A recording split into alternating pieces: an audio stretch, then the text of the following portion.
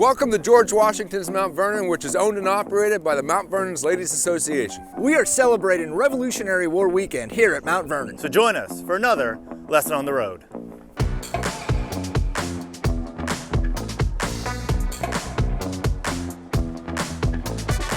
Well, hey guys, I'm here at Revolutionary War weekend in Mount Vernon. And I'm here with Sue Gilmore. She's here with the Hessians, and she's going to tell us a little bit about what she's doing here. Good day to you. Today we're preparing a nice meal with beef stew. We're also making a Kartoffelsalat, which is a German potato salad, which we'll be having. Later it's potatoes and bacon and onion, vinegar, mustard. It's very delicious. You should try it. But we try to start very young with the children. As soon as they can learn to use a knife, they're helping to prepare food with us. The camp followers that came with the Hessian soldiers had a very hard life because they were camping along with the men and traveling long miles, and of course your feet were the main way of getting around, so it was very difficult. If you're making a meal, would you be making it just for your family, or would you be making it for a larger group of people? Today we're making it for our entire regiment. A lot of times they would get a ration of food, so they would get a portion of flour or meal, beans. Of course, we love our bratwurst. We're going to have bratwurst and sauerkraut later. Sauerkraut was very popular because it could travel well and you could easily make it with cabbage. Bread was very popular, although you could not keep bread for very long periods of time because it would mold very quickly, so bread was made on a daily basis. A lot of times we did not use the yeast breads, the lovely bread that we have today. It would be more of a flat bread kind of thing, but it was delicious and it was filling, and we kept the soldiers going. It's a lot of hard work though. Cooking over an open fire, especially when the weather is hot, is very difficult to do because when you're standing by a fire with skirts, you don't want to get too close and catch them on fire. Now, if you cooked or performed chores for other families, would they allow you to make money on that? Could you have made an income doing other chores for... Perhaps some of the larger units, like the British groups, would have laundresses and seamstresses to help repair. I just noticed I need to tack someone's uniform. The back of their jacket has come unsewn, so I will be tacking that later today and assisting. But camp followers got a bad name further on in the Civil War of something a little bit different connotations. But the camp followers, mostly during the Revolutionary War period, were more helpful as far as doing the day-to-day tasks while they were out soldiering. And occasionally we had children with us. You going to show how you use your toy? What is that? This is a whirligig. A whirligig. So you wind it up by spinning it fast and hard, and then you pull in, and then you in. And if you listen carefully, you can hear it whir. Listen. Hear it? I can, yeah. If you do it right, you should hear it. I hear it. Yeah, I hear it. I hear it. Thanks for sharing that with us. Thank you. I appreciate it. And Piper, what do you have? Your ball and cup is very perfect. Can you do it? Can you show how it's done? So you kind of throw it up in the air and you have to try to catch it. It's fun, but it's very hard to do. You should try. I've tried that toy and it is really difficult. These girls would start learning as soon as they could hold a needle, would learn their stitches, and all clothes were made by hand. Everything was hand stitched. The sewing machine was not made yet, and so everything had to be hand stitched. So they learned at a very young age to handle a needle, and you are helping. She's using a knife, cutting vegetables. She's being very careful with that sharp knife. She's very good. Well, thank you very much for your time. I really appreciate it. Thank you very much. Have a wonderful rest of your day. The dinner sounds awesome. I think we might be back. Of course. That sounds really good. Of course. Thank you. Hey, we're here with David Goebel, who is a British surgeon with the 64th Regiment of the British Army, and he's going to explain to us what we have in front of us. So it looks like you have some dentistry tools here? I do. You know, surgeons and doctors had to be more than just surgeons. They had to be dentists. They had to do a lot of different things. And one of the things they had to take care of were the teeth of the soldiers and the followers, the women and children that followed the army. The things were kind of cruel back then. Not a lot of pain medicine. So when you pulled a tooth and all, one of the things you would use is a tooth key.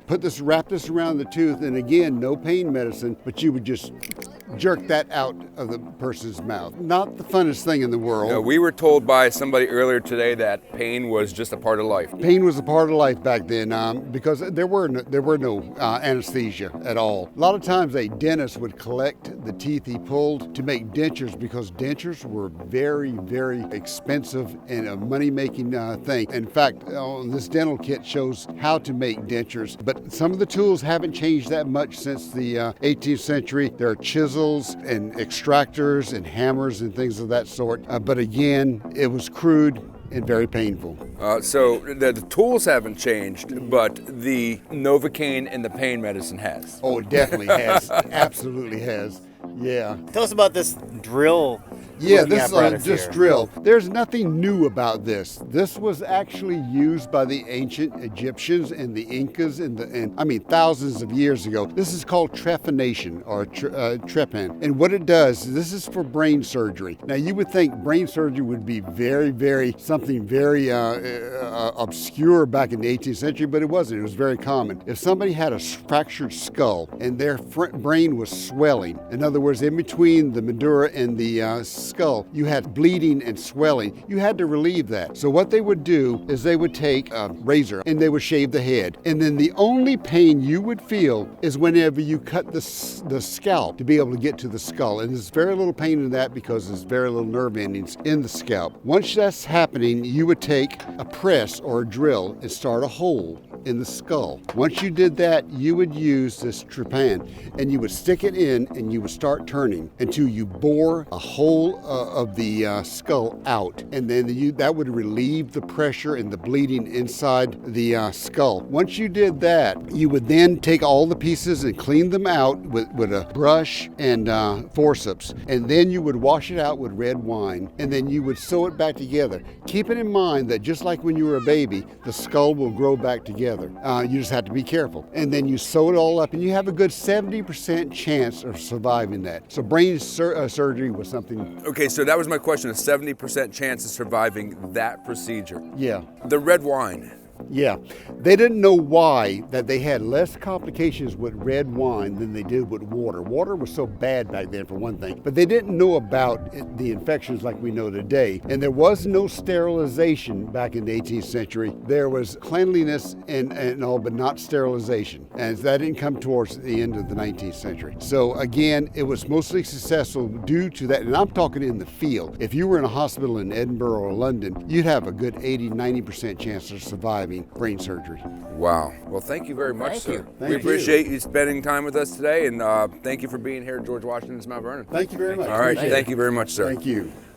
So we're here with Justin Cherry, who is the owner of Half Crown Bakehouse. He's an expert 18th century food. And Justin, what are you doing here today? Well, we're here celebrating the Revolutionary War weekend, Mount Vernon. Cooking up some bread and some maize cakes and a whole lot of other things. Everything baked goods. And what is a maize cake? It's sort of like a cornbread that has cultured milk. It can take both sweet and savory ingredients. Is this something that would have been a staple of armies or people in the 18th century? Taverns, Taverns? yeah, Virginia taverns around the area. There's quite a few documentations about maize cakes and corn cakes. So as somebody who is can I call you a baker or a chef? I prefer baker, I think. Prefer yeah. baker. Is this a lucrative business? In the 18th century, not so much. So you needed dough? Yeah, you did.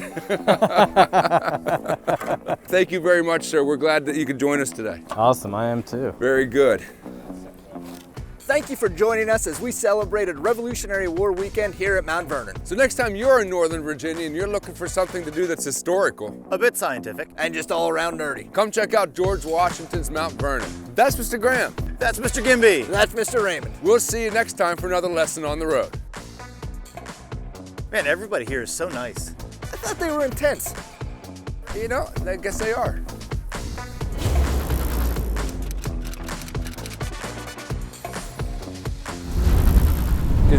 What was this one? This is the maize cake. Oh, the maize cake is amazing. Wow, that is so good. Wait, I think we got another piece coming in too. Yeah, this is gonna be dinner. Oh my Lord. Jackie, come here, get to taste the maize cake. Isn't that amazing? All right, so now we've got the salt pork bread. Thank you so much. Oh, that is bread plus bacon. That's like heaven. Nicely done. Thank you, sir. We appreciate it.